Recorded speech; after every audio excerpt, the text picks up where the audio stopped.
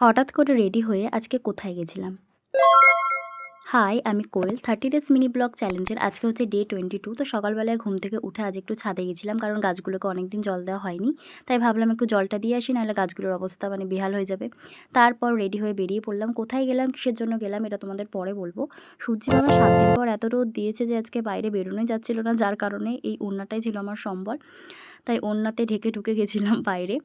তারপর বেরিয়ে পড়েছিলাম। কোথায় গেছিলাম, কিসের জন্য গেছিলাম তোমাদের তো বলিইনি। আমি গেছিলাম আমার একটা দরকারি জিনিস কিনতে। আর বাবা বলল, "মাছটা নিয়ে যাস।" কারণ বাবাই মাছটা কিনে রেখেছিল, তাই আমি নিয়ে চলে এসেছিলাম।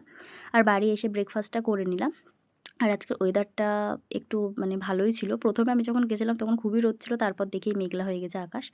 আর এই ওয়েদারটা তো আমার খুব ভাল লাগে। আর এই দেখো, ছেলেবেলাকার ভূত আমার মাথা থেকে কিন্তু এখনো যায়নি।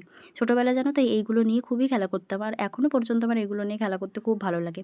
আর এখানে মা তো মাউন্ট এভারেস্টের মতন সব জামাকাপড় নামিয়ে রেখেছে। তারপরে দেখো আমি আমার লাঞ্চটাও করে নিলাম। তো আজকের মতো এটুকুই। বাই।